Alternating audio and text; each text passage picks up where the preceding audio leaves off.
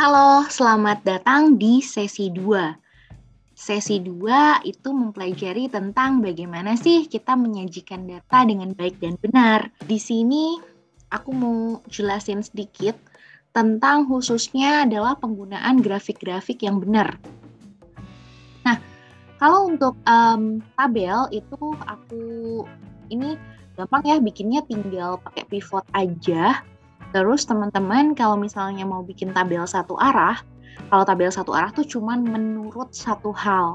Misalnya nih aku mau bikin tabel, ini tuh adalah impor Indonesia barang-barang yang terkait COVID-19. Misalnya ini raw datanya. Nah, terus teman-teman tinggal copy paste value, jangan lupa. Jadi di sini adalah barangnya, komoditasnya. Nah, ini adalah contoh tabel. Sebenarnya ini tabelnya tabel udah dua arah sih. Kenapa? Karena ada menurut komoditas dan menurut tahunnya. Kalau misalnya satu arah kayak gimana? Misalnya aku nge-delete ini. Nah, ini jadi satu arah. Kenapa? Karena ini adalah impor tahun 2018 menurut komoditas. Menurutnya cuma satu. Tapi kalau aku balikin lagi yang ini, jadi ini adalah impor Indonesia menurut komoditasnya dan menurut tahunnya. Jadi karena ada dua hal, makanya disebut dengan tabel dua arah. Nah, sekarang gimana sih cara untuk menyajikan datanya gitu? Nah, yang pertama adalah grafik lingkaran. Kalau grafik lingkaran, yang ini tuh teman-teman hanya kalau misalkan mau menyajikan satu tahun aja. Jadi teman-teman pengen tahu, misalkan di tahun 2020-nya aja gitu. Tahun 2020 banyakkan komoditas apa sih yang paling banyak diimpor misalnya. Jadi teman-teman di blog, terus habis itu teman-teman pilih yang ini. Ini hanya untuk menyajikan satu tahun aja gitu kan. Nah, terus kalau yang, by the way, kalau yang 3D, jadi gini. Di slide, kami bilang bahwa hati-hati penggunaan 3D. Jadi, kita nggak bisa sembarangan pakai 3D sebenarnya. Sebetulnya ya, tapi ini banyak yang nggak tahu. Jadi gini, kalau misalkan 3D dan si tinggi ininya tidak menunjukkan apapun, maksudnya gini loh, sebenarnya chart ini itu sudah cukup kan kalau misalnya kita pakai chart yang 2 dimensi aja, ya kan? Karena memang kita hanya punya satu hal kok yang mau ditampilin gitu kan. Nah, kalau misalnya 3D, sebenarnya harusnya tuh tingginya yang tadi, si tinggi itu harus menunjukkan sesuatu gitu loh.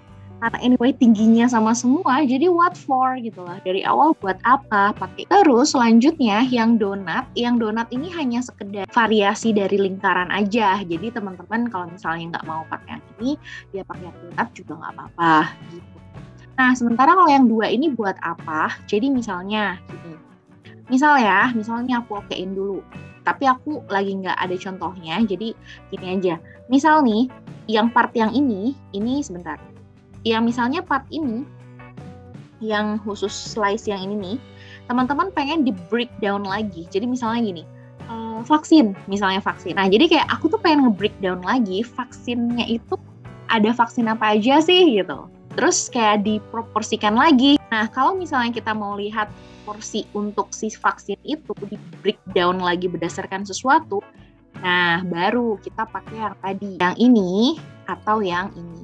Kalau yang ini di breakdown-nya lagi pakai pie chart lagi, kalau yang ini di breakdown-nya laginya tuh pakai bar, tapi barnya itu yang kayak satu bar itu menunjukkan 100%. Jadi nanti menunjukkan proporsinya gitu.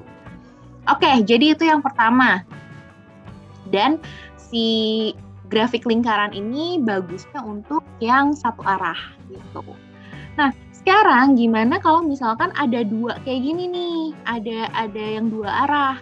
Kalau yang dua arah gini, ini bagusnya pakai diagram batang. Jadi sebenarnya kalau batang itu bisa batang yang ini atau batang yang tidur. Kalau bar biasanya dipakai kalau misalnya kata-katanya ini nih, kan teman-teman lihat ya di sini ada kata-katanya, ada kategorinya, ada vaksin untuk manusia, ada termometer, ada swab gitu-gitu. Kalau namanya panjang kayak vaksin untuk manusia, ini kan panjang ya, enaknya pakai bar.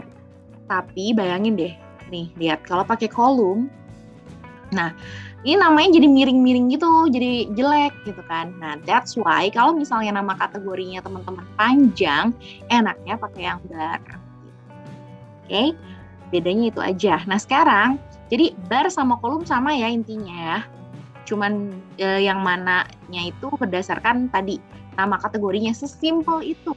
Nah, sekarang kita mau pakai yang mana nih? Kalau yang ini, jadi untuk masing-masing charts itu ada sheet masing-masing tahun. Jadi kayak nanti satu grafik tahun ada. Jadi untuk setiap komoditas nanti akan ada 4 batang kayak gitu. Nah, jadi ini tuh kayak enaknya kalau misalnya kita mau bandingin beberapa level kategori. Nah, kalau yang ini, kalau yang stack kolom, jadi sama kayak yang sebelumnya, tapi kayak kalau tadi kan dipisah-pisahnya jadi ada 4 bar ya. Kalau yang ini jadi cuma 1 bar, ditaruh ke atas gitu loh. Nah, fungsinya buat apa? Kalau yang ini, kalau misalnya kita masih pengen tahu secara totalnya gimana. Nah, yang ini, aku enaknya kalau ini switch column. Kenapa? Karena gini, jadi fungsinya yang tabel yang ini, fungsinya grafik yang ini adalah, kan kalau tadi kan kita kan ada 4 bar kan. Sementara kalau ini tuh dibikin 1 bar. Artinya kita jadi masih bisa melihat perkembangan untuk secara totalnya gitu setiap tahun. Jadi ini kita masih bisa lihat bahwa naik ya gitu. Kalau yang misalnya yang ini kita nggak bisa lihat gitu. Tapi kalau misalnya kita bikin dia jadi tersusun dalam 1 bar, ini jadi bisa kelihatan secara total gitu. Nah, sekarang ini kan kalau misalnya ini kan proporsinya nggak kelihatan ya. Nah, sekarang kalau mau dibikin bener-bener kita mau bandingin proporsi, ini teman-teman dibikin aja di 100% semuanya. Ini kalau fokusnya sama proporsi. Jadi perubahan proporsinya. Jadi kita bisa lihat nih, yang biru kayaknya masih stagnan ya, maksudnya sama lah. Tapi paling banyak nih si biru nih di tahun 2020. Nah, tapi proporsinya itu kegeser pas di 2021. Sekarang yang paling banyak jadi yang warna abu-abu ini gitu. Again, untuk yang bar, aku juga masih nggak recommended untuk pakai 3D. Kenapa? Karena yang tadi si panjangnya itu, si bentuk dimensi ketiganya tuh nggak guna gitu loh. Jadi kalau misalnya masih bisa menyajikan pakai 2 dimensi, lebih baik pakai 2 dimensi aja. Nah, selanjutnya di sini ada grafik garis. Ada grafik garis yang ada si bulet-bulet titik poinnya, dan ada yang nggak ada. Balik sih, ini yang nggak ada, ini yang ada gitu kan. Nah, bedanya apa? Bedanya gini, simple. Kalau yang di sini itu buat kalau misalnya seriesnya panjang banget. Sementara kalau yang ini, kalau seriesnya nggak begitu panjang, kayak contohnya ini nih. Jadi kan grafik garis kan untuk time series kan. Nah, kalau misalnya seriesnya tuh panjang banget, itu pakainya yang ini. Tapi kalau misalnya seriesnya cuma dikit, kayak contohnya data penjualan selama 5 tahun terakhir. Nah, itu pakai yang ada point markernya gitu. Nah, fungsi yang ini, yang kedua dan ketiganya buat apa? BTW sama aja ya. Jadi, aku tadi perbedaan yang nggak ada titik dan ada titik dulu. Nah, sekarang yang perbedaan antara 3 ini gimana? Jadi, kalau misalnya yang kedua ini kalau misalnya sama kayak tadi batang yang kedua sih. Jadi kalau misalnya ada level-level kategorinya dan pengen dijumlah-jumlahin gitu. Jadi ini tuh menunjukkan secara total, ini tuh total gitu loh, ke atasnya itu total. Jadi yang pertama adalah hand sanitizer, terus abis itu ditumpuk dengan yang keduanya, ditumpuk lagi yang selanjutnya. Jadi yang grafik paling atas itu adalah total. Nah, tapi sebenarnya grafik ini nggak begitu bagus. Instead of garis kayak gini, teman-teman bisa pakai yang area.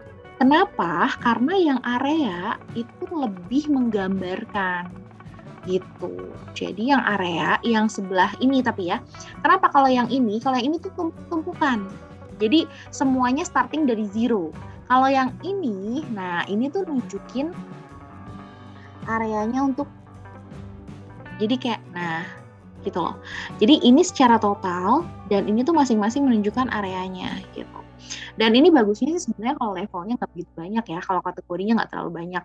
Ini kan banyak banget ya, jadi kayak nggak kelihatan. Terakhir, nah kalau yang ini sama kayak sebelumnya, yang batang juga, yang menunjukkan persentase proporsinya, ini juga sama. Jadi tadi dianggapnya 100%, dan dari 100% ini yang paling banyak apa? Again, yang garis ini tuh bagus. Enaknya kita pakai yang area.